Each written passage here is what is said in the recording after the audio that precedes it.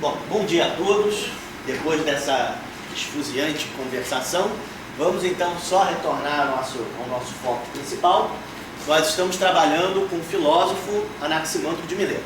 Semana passada nós fizemos aquela estratégia de abordagem temática que a gente apresenta e discute as principais inovações ou participações que o pensador desenvolve e em seguida ou a gente aprofunda ou faz a leitura dos fragmentos deles, para a gente discutir um pouquinho, inclusive as análises que a gente faz. E hoje eu vou fazer uma proposta diferenciada.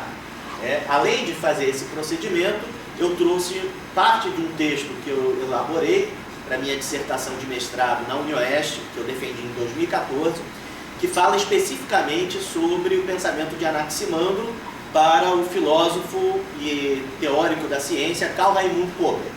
Então nós vamos ter aí um momento em que a gente vai ler e discutir esses textos no sentido de um aprofundamento. Por quê?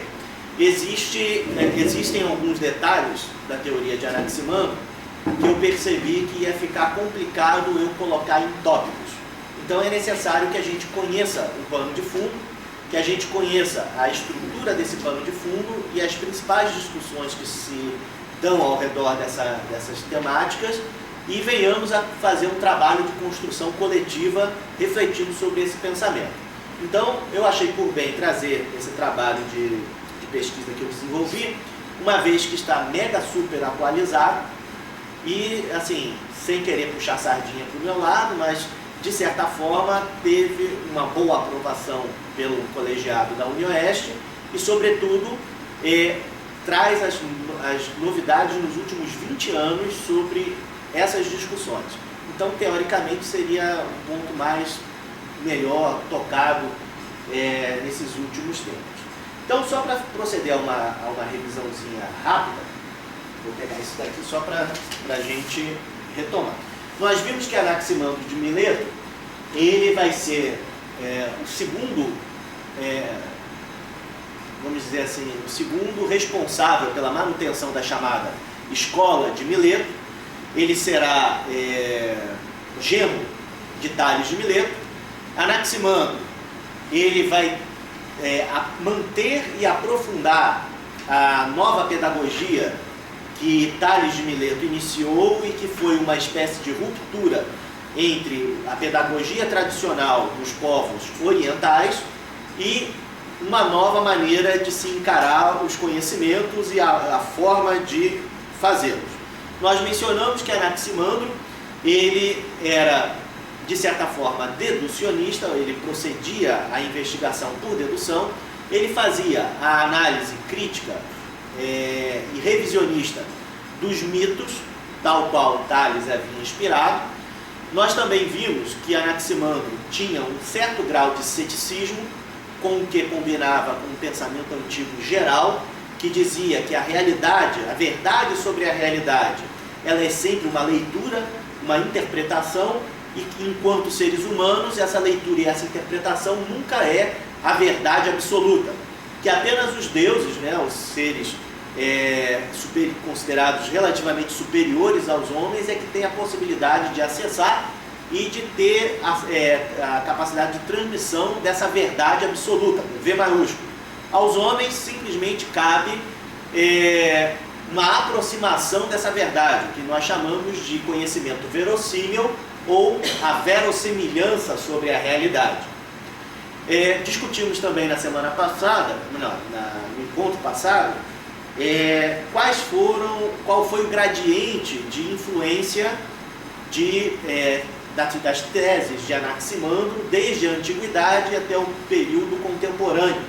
Então nós vimos que Anaximandro vai influenciar pensadores, deixa eu ver se está aqui, pensadores como Aristarco, Hipásia de Alexandria, Kepler, Newton, Galileu, tem mais um também que agora me fugiu o nome, mas enfim, ele vai ter um profundo impacto.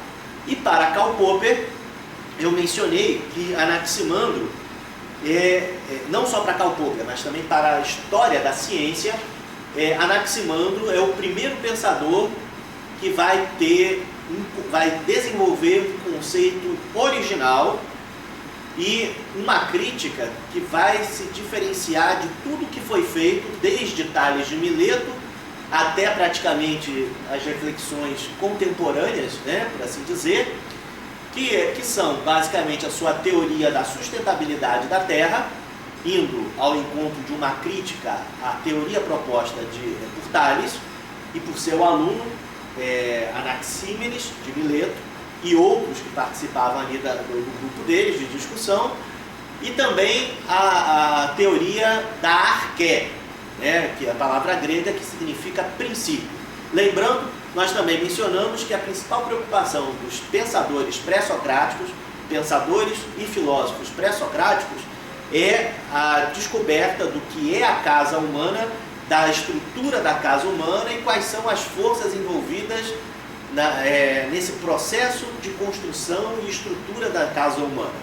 Nesse sentido, todos os pensadores e filósofos desse período terão a preocupação clara e específica de saber qual é o princípio ou a origem e o ocaso, né? Ou seja, o fim de todo o cosmos, dentro daqueles parâmetros que a gente viu nas primeiras aulas, que são o cosmo helênico, a visão de physis enquanto física ou natureza, os mundos, as dimensões existenciais dos seres humanos e, além disso, naquele padrão de temporalidade que é o círculo, ou a representação mítica da Ouroboros, né, a cobra que morde o próprio rabo, e que o ciclo, então, o tempo é cíclico, degenerativo e auto-iniciante, não na visão cristã, judaico e muçulmana que nós temos contemporaneamente, e é o adotado pela ciência, principalmente a chamada ciência clássica. Já a ciência quântica e a física de última geração já leva em consideração, por exemplo, os vetores quânticos de temporalidade e a teoria da relatividade, que bota por baixo toda essa tradição judaico-cristã e muçulmana. Então, Anaximandro ele vai ser um pensador diferencial, um pensador que estabelecerá inovações a partir do procedimento de Tales e que vai também ser o preservador e o transmissor dessas teses através de seus alunos e contemporâneos. Nós falamos também que o grupo de Tales, Anaximandro e Anaxímenes, na maioria das histórias da filosofia, são apresentados como uma escola relativamente isolada e que pensadores contemporâneos ou posteriores não teriam tido convívio com esse grupo inicial do pensamento racionalista, como, por exemplo, Xenófanes de Cólofon, Heráclito de Éfeso e... principalmente esses dois.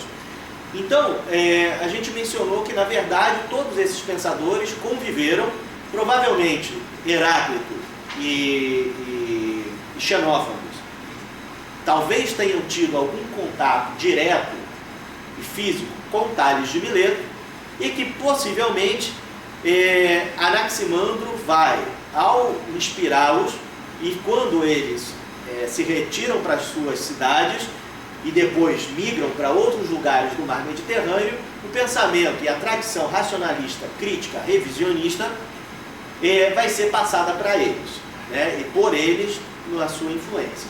Enfim, Anaximandro então vai ter esse perfil. Pessoal, eu gostaria então de fazer aquela perguntinha tradicional. Quem trouxe as anotações, eu gostaria que vocês dessem uma olhadinha no que nós vimos e se ficou alguma coisa que vocês gostariam que a gente ou comentasse um pouco mais ou aprofundasse antes de nós darmos continuidade nesse conteúdo. Hoje eu acredito que a gente termina Anaximandro.